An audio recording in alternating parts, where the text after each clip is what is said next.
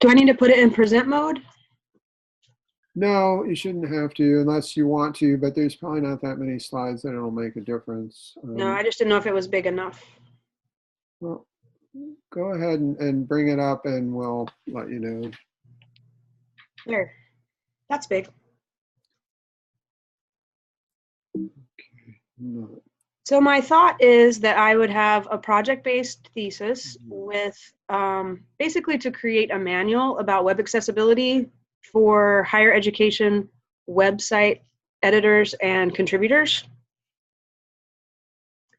So the reason I came up with this idea is that as part of my job as a web content coordinator for the Fashion Institute of Technology, I'm responsible for training our editors to follow accessibility requirements. And it's very difficult when you go out on the internet and just Google to find out what the specific requirements are for web content beyond what developers are supposed to be doing in your site. If you aren't a very techie kind of person, then it can be very confusing. These are the 5 areas of content that I would be concentrating on: text, links, images and graphics, video, audio, and possibly documents. That's a bit of a hot topic, but also not technically web content, so I'm kind of including it. The reason I think this is important is because the number of people living with disabilities who use the internet is quite high, despite what some people think. And also, as of January 2018, last month, adherence to the WCAG 2.0 level AA requirements is required for all agencies and schools that receive federal funding. If you've read about this, you probably heard it called the Section 508 refresh. So public universities are facing a lot more scrutiny from the Department of Education. My school has received a letter from the Department of Education, and so I've been through this process already. I slid this in right before I came online. We got this today on our campus. This is from our compliance officer. That's just an alert. And according to this article, I don't know if you can read it, 751 website accessibility lawsuits have been filed since January 2015, and a large number of those are for higher education institutions. So, like I said, most of these success criteria have to do with web development. So they are things that have to be done by developers in the back end of websites. They aren't things that people who are just contributing to a website or editing web content can even affect, much less maybe understand what they're doing. And because the fully accessible web has to involve everyone who creates content, I think one good place to start is with higher education. My manual, I think, could be used both by people who are like me and contribute to websites, but also perhaps faculty members who are creating content for online classes. So it's kind of a broad audience, but the guidelines are the same for everyone. There isn't a specific set for people who work on this website and a specific set for creating content. So I think that they can be grouped together to be able to get this information. So my thought is to have a prototype for an eventual website that will explore each of the kinds of content. And the idea is that users would be able to cross-reference the guidelines with the tests. So if you knew what the guideline was, which was non-text content level A, etc., you could look to see what that meant for you as a content editor. Or if you say, I want to do something on a website, you'll be able to click on that and see which guideline refers to that task, and then find the way to meet that success criteria. And that's my thought. Can you give me some examples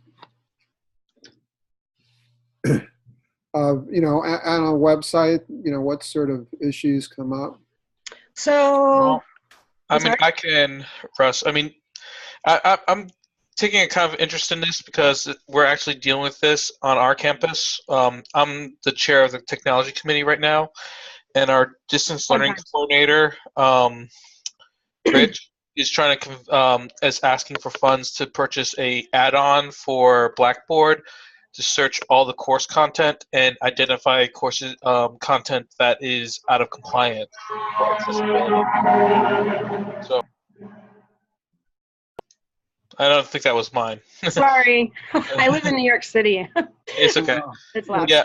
Actually, I think I've been working with one of your faculty on the mixed reality stuff. So, Is it Jeffrey? yeah. Yeah, Jeffrey. So, Yeah. so yeah, this is an example of this. Would I guess the simplest example would be not including alt tags with an image. Yes. Another example would be including text as an image so it couldn't be read by a reader. Stuff like that. I mean, you can get really down into the weeds with these success criteria. Like, this is a big part of my job, so I've been doing it for a while.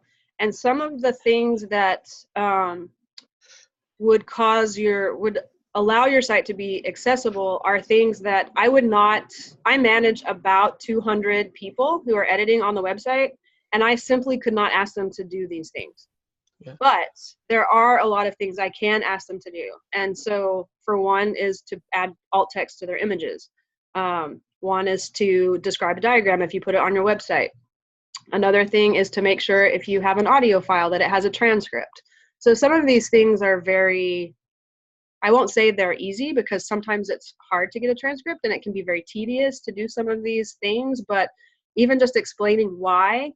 One thing I want to put on the website that has helped me training other editors are examples of people using screen readers, people using assistive technology, because once you start to understand how those types of technology work, then the guidelines start to make more sense.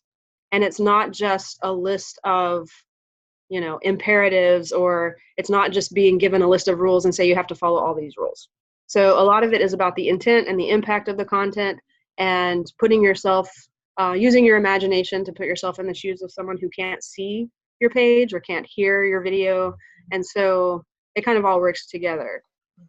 Norma, can I ask you, where you're getting the guidelines from the federal government or from the W3C? So what the most recent guidelines are, as part of the Section 508 refresh, those guidelines, or this new directive, brought all of those guidelines like under the umbrella of the W3C's WCAG 2.0 level AA. So before you had like kind of some different guidelines from different agencies. Mm-hmm. And once last year they were like, okay, from now on, this is going to be the list of things. This is how we're going to do it. And all of the Section 508 guidelines overlap with the WCAG. So you can correct me if I'm wrong on this. Does the W3C validator highlight all these issues? Yes, there are actually a number of tools you could use. So there are validators from the W3C. I use a piece of software at work called Site Improve, and Site Improve actually has some browser extensions. I think Khan Academy actually has a browser extension for accessibility. Also, Google has some built-in functionality. Yep, Google Chrome has there's a site called WebAIM that's very popular that also has not only a validator for accessibility, but also a color contrast tool. So there are quite a few tools that you can use to help your site. Do these tools do what you're suggesting doing, which is providing, or let me understand exactly what you're doing. So you're saying you're going to provide your users with a layman's explanation of what the infraction is? That's exactly right. Okay. Because even if you were to use one of these simple tools, one of the browser extensions, you will get something that will say guideline 2.1, and then some verbiage that says what the guideline is without telling you how to fix it. And a lot of them don't, unless you're hooked into an actual piece of software. If you're just looking in your browser, not all of them will tell you where the error is. So it will say, oh, you have 3 link errors, but they won't point them out. So if you don't have some sense of what the guidelines want you to do, then you can't fix what they're telling you is broken. Right. So essentially just laymen understand, so a average person could understand what they did wrong and then go ahead to fix it. Yes, and hopefully they can just do it the right way the first time, and they wouldn't have to use it afterward. Right. So I'm trying to like kind of head people off before they get to a situation where they're having to back into, trying to fix things that are already there, which is what most schools are doing right now. I don't know of too many schools that were completely compliant when their current site was built. So most of us are in the situation where we're retrofitting templates and all kinds of programming and JavaScript to make sure that we meet the guidelines going forward.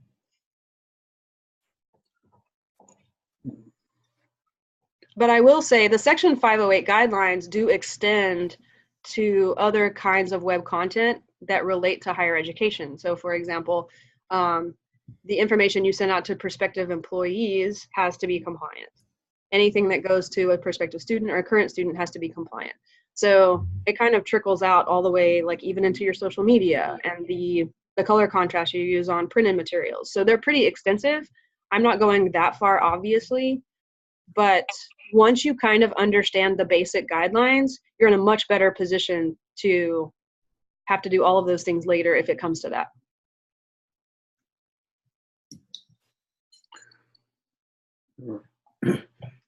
Yeah, I'm wondering when you're creating were you thinking of any particular information design theories or sort of applying anything in particular from the program in terms of like creating this diagram? In my,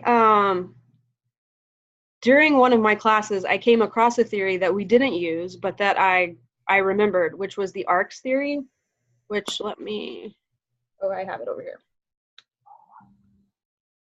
I know you had mentioned user-centered design on one of our interactions, but I feel like user-centered design would be more for the end user of whatever my users are doing or what I want them to do. And it seemed like the ARC theory fit a little better because it's getting attention, giving the user relevance, giving the user confidence to help them understand what they're supposed to be doing, and then like a satisfaction phase. Do you have something on your screen you're looking at, or you want my phone? Oh. I pulled it up on my phone so that I could go over it before. I could Google something. Let's see. Have you ever seen there's a previous IDT student who's actually an instructor at SUNY Oneonta, John Bougie. He built a site about copyright law and appropriation. For what you're doing, if you're building a distinct site or electronic location for this kind of stuff, I would like to build a distinct site, sure. Yeah, it might be worth taking a look at his thesis and looking at his site. It's built in such a way that it really helps reinforce what he was talking about and what he was trying to show through his research. And I personally am very interested in this. I work for New York State government, and I recently had to do the same thing you did. I had to go in and sort of retrofit or find justification for some of the current issues that we have that we could not fix and what we need to do in the future to fix them.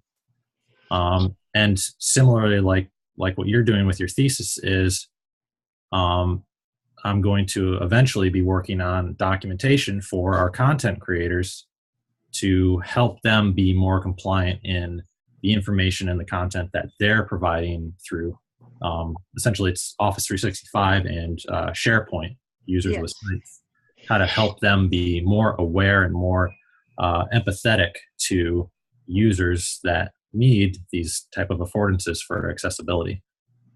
What did you say the name of that person was that did the copyright site? John Bougie. I think the last name is Bujgi.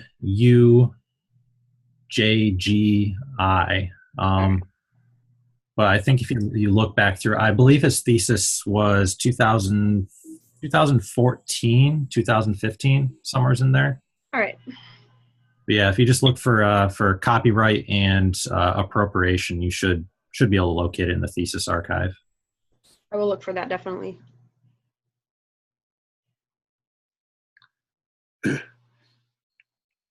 Yeah, so this is more instructional design, but I can sort of see where those issues come up a lot in terms of these instructions for accessibility.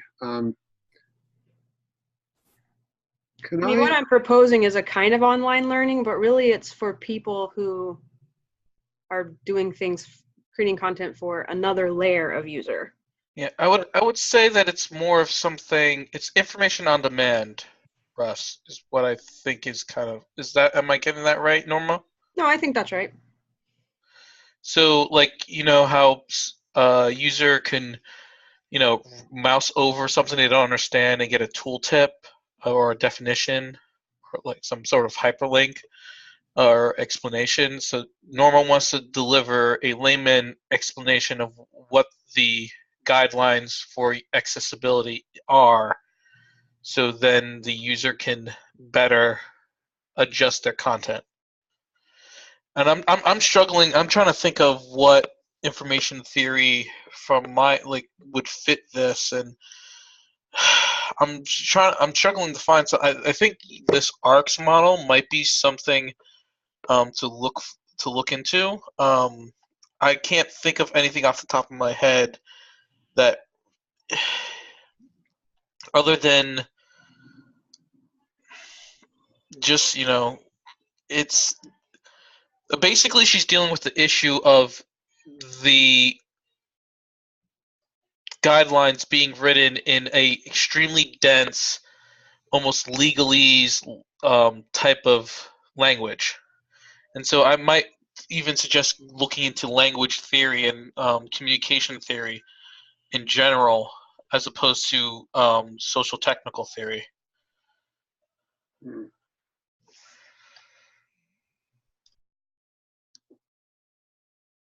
I was going to show an example of what you might find if you start looking for guidelines.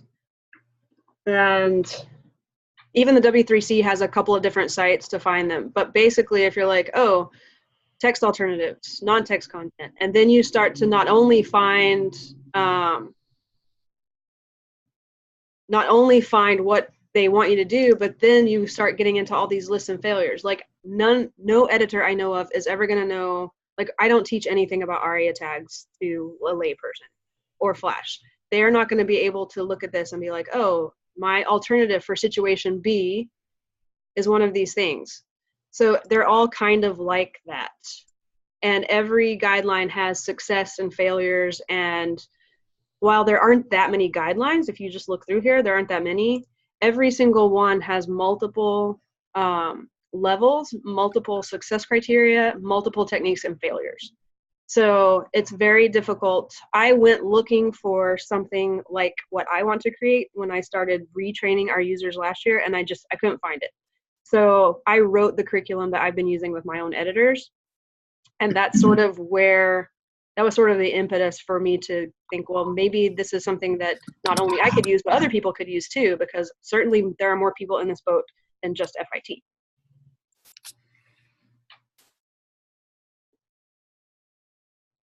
Yeah, can I just show you something? And it doesn't have to do with these specific guidelines, but let me just grab your screen, if you don't mind, for just a second. I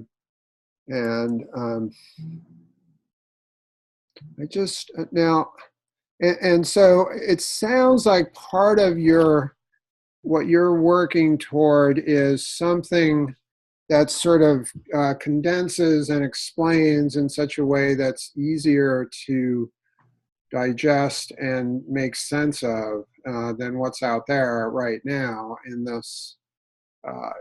When I looked at those, when you brought up those guidelines, the one thing I could send you, and this is just one reason I like this, and I think Eve may have seen this already, is because it sort of focuses on users rather than just developers. It's sort of going right into the reasons why. So this is actually from England, and they set up a set of posters. This has to do with that alt tag that you were talking about, but it's nice just in terms of its layout, and in some ways this may be something where you can really apply information design principles in terms of creating something that looks visually and sort of gets back to what you were saying about motivation and issues like that. So, sort of getting people to read through these. And again, I think, there's a lot of history in terms of text and images as being much easier to understand than one or the other. So the idea is to talk about a concept and then show an example. But this does sort of a step further, as it's saying what to do and what not to do. And I want to emphasize this doesn't particularly reference those guidelines that you were talking about. So you might come up with something different. But it's still interesting to me in that it looks, first of all, visually something that I could understand right away, as opposed to what I was looking at in those guidelines. Right. So No, I do like that. So this is the sort of thing, these are sort of moving into infographics or whatever, so that you sort of gain insights as to, oh, I know how I could use this. It may be very different, but at least this separates things out in such a way that I can sort of make sense, even if it's not going to say postcode, it'd say something else. But it allows me to sort of make sense of a fairly complex topic. So when they talk about the Home Office here, they're really talking about the central office in Great Britain that oversees issues like this. Okay. You're welcome. I to look at these if you want. I could send these over. Yeah, that'd be great. But to me, I can use them right now.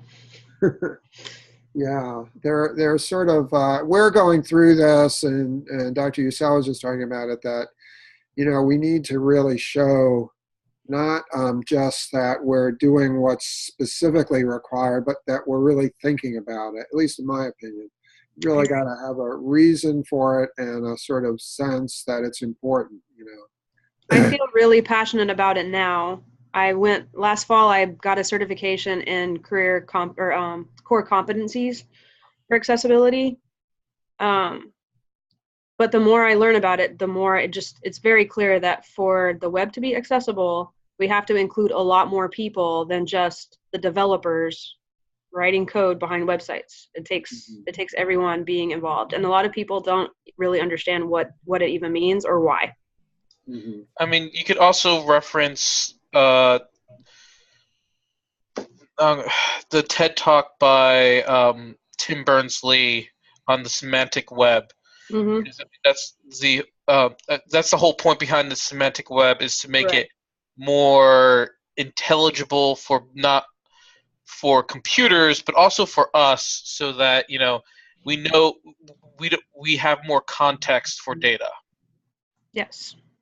So. It's actually been a struggle to convince people to use structured text, because at the school I work at, there's a lot of designers and they don't like the way it looks.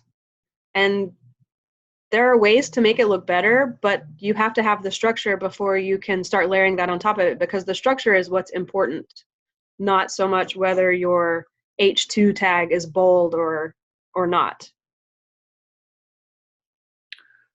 Yeah, that's a really good point. What's interesting, though, is if you look at these, a lot of them do reflect principles of design. I mean, their good design is clear contrast. If you're just creating something that's sort of cute looking, but is, has a green on a green, you're basically going to run into issues with people who have difficulties with color, viewing certain colors. And so, it's this idea of doing both of these things, making something that's visually interesting, but also visually visual. So, I've always felt that, you know, this left side is really where design principles move, because they do talk about color contrasts that are across each other in terms of, opposing colors, and warm and cool colors or whatever. But you should always be thinking in this way. And I think it's more of an awareness than anything else. If people become aware of these things, they can start to realize why. And one thing I liked about this breakdown is it specifies types of users. And so you're not just designing because it's a requirement, but you're designing because you realize that this is going to be a problem for people with low vision. And so I actually really like that about these posters, that you can say, well, for your users who can't hear anything, this is what you should do. you know. Yeah, I think also, particularly because thinking of audience is something we learn a lot of times, and it's really something we need to be aware of. And I think colleges in particular, universities, because, if they want to appeal to the widest audience, they need to be sensitive to those people's needs. And that's going to involve, this range, and certainly something they need to be concerned about. So, so I'll send you these. I actually got them through, I can't remember what it's called. There's a listserv that I'm on that sent me this.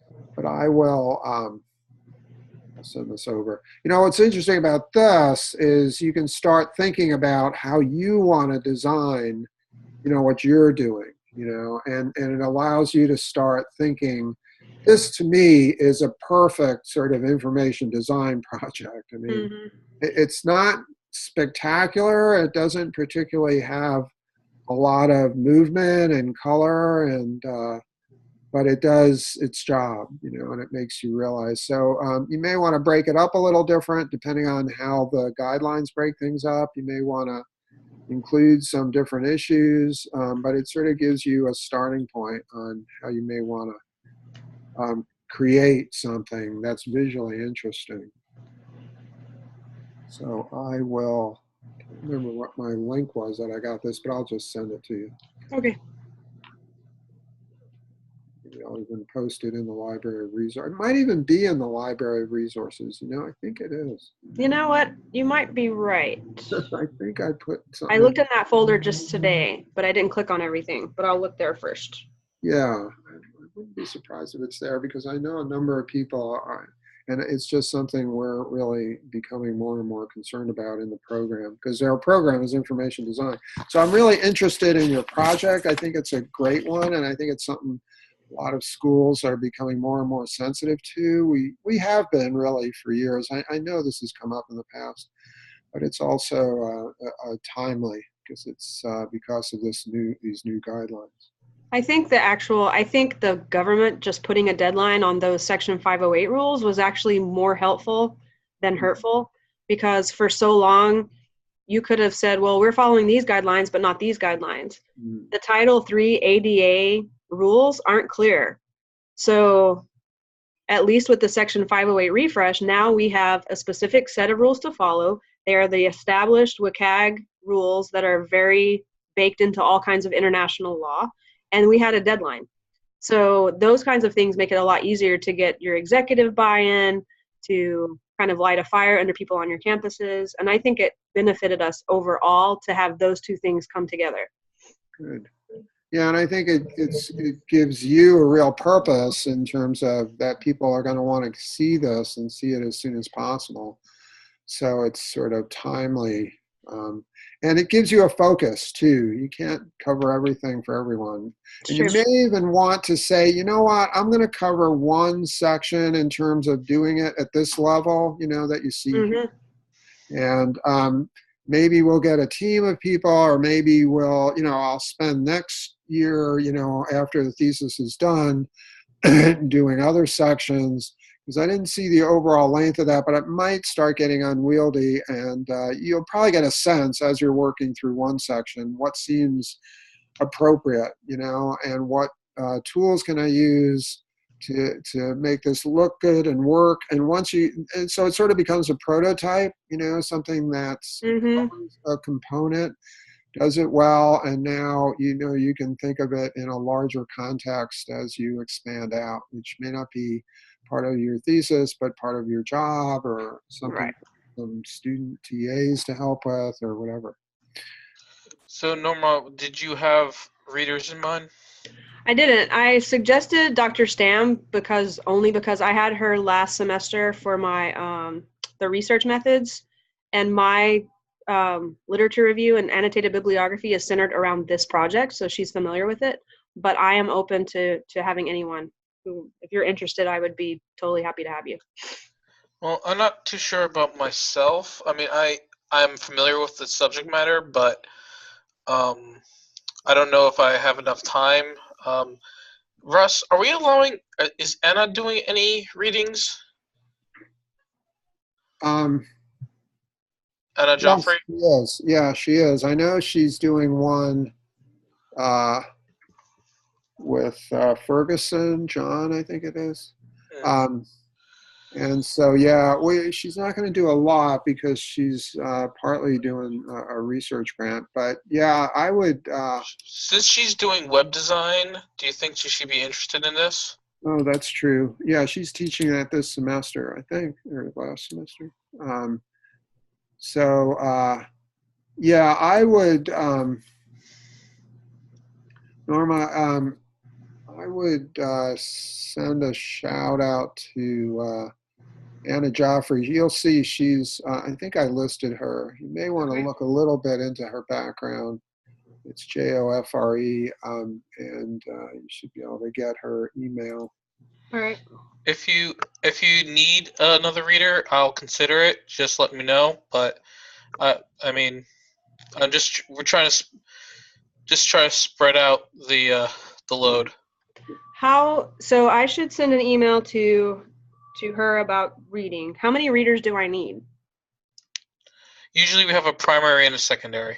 Okay. And so can I just ask for some clarification of the roles of the readers? Well, the primary is just that. They're really the person who you work with the most. And it's kind of as you reach a benchmark, let's say you complete your methodology or you complete your, you come to some initial conclusions, then you could share those with the second reader. You don't want to get things too complicated. And usually, we defer to the first reader. Now, there may be differences, some cases where you've got someone who's got a special expertise in an area. We could even set you up. I know Steve did this last semester with Rich Shelton as one of your readers. He might be excited about that. Rich is the director of distance learning at our school, and he's particularly interested in accessibility. And if nothing else, he might be willing to be sort of a reviewer. And I bet he gives you a lot of good feedback because he's not doing lots of other thesis projects. What do you think, Eve? Yeah. Does Rich have a PhD? I don't know. I mean, I wouldn't use him as a primary reader. Right. But he could probably provide. The only other concern I have is that Rich, he often, he's very much focused on Blackboard, and so everything he talks about is through the lens of Blackboard a lot of the time. So, but I mean, he definitely, his job, he essentially has, I think, your job on the Fashion Institute. He has the same job here on the SUNY IT campus or SUNY Poly campus. So he's definitely someone that probably would be of interest as either a reader or someone to possibly even talk to. Okay. Yep. Yep. So, Yeah, it's just a resource that's here, and he might give you some. I think the key is what your product is going to be, and sort of then just document your process in coming, in reaching that product. And I could certainly help with that. And Anna Joffrey would be great. I think if you, if she seems a little bit on the fence, you could ask her to be the second reader, maybe start with the first and see if she's comfortable with that. And then if not, you could put me down as the first and use her as the second. Okay. I can talk with Dr. Usel about what he might want to be doing. But we haven't leaned on Anna Joffrey very much. So I think as long as we don't, as long as we're careful. I mean, Norma, if you want me to be your advisor on it, I could do that. It's just I really want to. I really want you to take a look at who's available and decide who's best fit for your project. Okay. Who did you take the web class with? Did you say you took that? Yes, I think it was maybe this Rich Shelton person. No. I took web development. Is that what you're asking? Did you take a course at IDT in web development? Mm-hmm. Yeah, It was probably after. It wasn't me. It might have been with Doug. Oh, maybe it was Doug. Oh, Doug Cohen. Yeah. Yeah.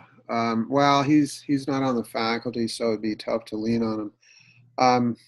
But I do think, Anna's a good thought because she's teaching web design. I've got to believe she's very interested in this. And the thing that makes it doable is if it's the sort of thing she wants and may end up using in her course. So, just as you're going to be distributing it, she would be someone who could give you that visual feedback.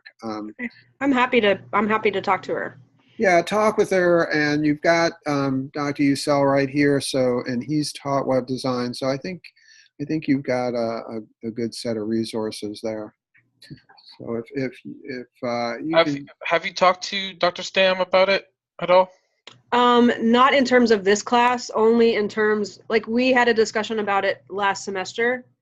As I kind of presented that project to her after we finished our work. And so she's aware of what I want my project to be and what I'm doing. But I haven't talked to her this semester in terms of being a reader. Okay, I would talk with her as well because I don't want to, if she's expecting to be your primary reader, then, by all means, she should, just have a talk with her as well. Okay. Okay.